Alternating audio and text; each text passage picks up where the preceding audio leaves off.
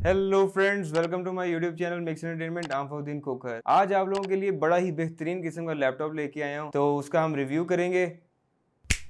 This is HP ProBook 450 G9 और मैं पिछले 3 to 4 मंथ से इसको डेली यूज़ कर रहा हूँ अपने ऑफिस वर्क के लिए। सो आई थॉट कि इसका एक रिव्यू जो है वो आप लोगों के साथ शेयर कर दिया जाए। First thing first, let's talk about the build quality of this laptop. This laptop is very professional looking and it has a sleek design and durable build quality. It comes with aluminium chassis. Aluminium का फायदा ये होता है कि edible strength मिल जाती है as compare to plastic. Aesthetics जो है वो लैपटॉप की बड़ी नीट एंड क्लीन हो जाती हैं। बड़ी जबरदस्त हीट मैनेजमेंट करता है एल्यूमिनियम, क्योंकि एल्यूमिनियम गुड कंडक्टर है। अंदर वाली हीट जो भी है वो सारी बाहर बॉडी के थ्रू लैपटॉप से वो एमिट कर देता है। और लाइट वेट होता है, इसलिए जो भी लैपटॉप है वो थोड़ा सा स्लीक होता है और इसका वेट जो है वो कम होता है। कीबोर्ड की बात करें इस लैपटॉप की, तो हमारे पास बड़ा ज़बरदस्त किस्म का कीबोर्ड मिल जाता है जिसके ऊपर बड़ा अच्छे से आप टाइप कर सकते हैं और साथ में नम पैड इंक्लूडेड है। ये जो मेरे पास मॉडल है इसके अंदर बैकलाइट नहीं है, लेकिन इसके अंदर दूसरे मॉडल्स भी आते हैं जिसके अंदर बैकलाइट इंक्लूडेड होता है, जो कि आपको काफ़ी हेल्पफुल रहता है रात के टाइम अगर आप लैपटॉप यूज़ कर रहे हैं। इसका ट्रैक पैड जो है वो काफ़ी रिस्पॉन्सिव है and it supports multi touch gestures. अगर हार्डवेयर की बात करें तो ये लैपटॉप एक 20 लैपटॉप है विच कम्स विद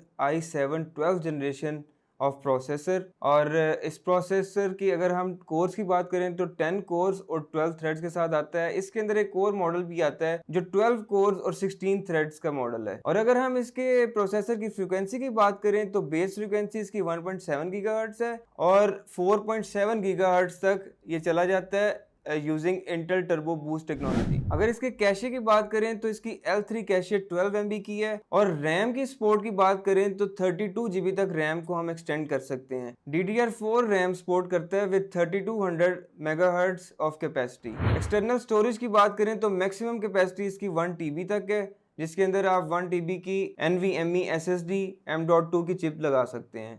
इतने अच्छे हार्डवेयर के साथ आपको डे टू डे यूजेज के अंदर कोई मसला नहीं आएगा।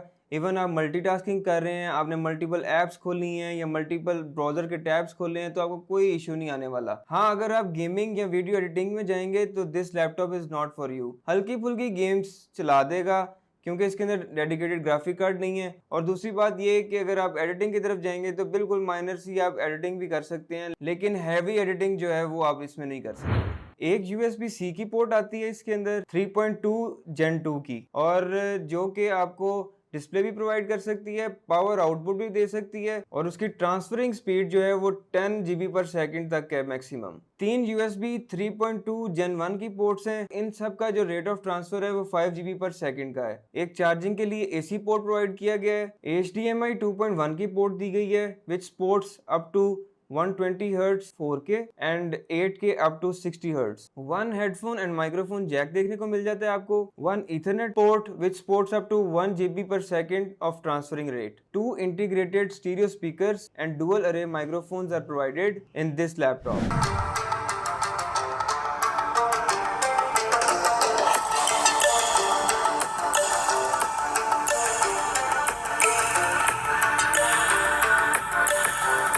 कैमरा इसका 720p HD रेजोल्यूशन प्रोवाइड करता है। 1366 into 768 पिक्सल्स का इसका डिस्प्ले है। इसके अंदर दूसरा मॉडल आता है जो कि फुल HD डिस्प्ले है, यानी कि 1080 into 1920। तो आप जब भी कोई लैपटॉप परचेज करें तो आप कोशिश करें कि आप मिनिमम 1080 डिस्प्ले यानी कि फुल HD डिस्प्ले वाला लैपटॉप ही बाय करें, क्योंकि उसके अंदर कलर एक्यूरेसी जो है वो ज्यादा अच्छी देखने को मिलती है आपको। बाकी जितना गुड़ डालें उतना मीठा है, आप 4K भी ले सकते हैं। सिक्योरिटी की बात करें तो इसके अंदर फिंगरप्रिंट सेंसर, TPM 2.0 की सपोर्ट और HP वुल्फ सिक्योरिटी इनेबल्ड है फॉर डाटा प्रोटेक्शन। बैटरी की अगर बात करें तो इसकी बैटरी जो है वो 3 सेल लिथियम आयन बैटरी है जो कि अप्रोक्सीमेटली 4200 mAh की है। और इसके अंदर दूसरा मॉडल भी आता है जिसके अंदर बैटरी 5200 mAh की है। कंपनी क्लेम करती है इसका बैटरी टाइम जो 4200 mAh वाला है अप टू 10 आवर्स और जो 5200 mAh वाला है अप टू 12 आवर्स उसकी बैटरी टाइमिंग है। और जैसे कि आप लोगों को पता है कि आपके टास्क के ऊपर डिपेंड कर रहा होता है बैटरी बैटरी टाइमिंग, अगर आप कोई हैवी ड्यूटी टास्क कर रहे हैं या फुल ब्राइटनेस के ऊपर आप लैपटॉप चला रहे हैं तो आपकी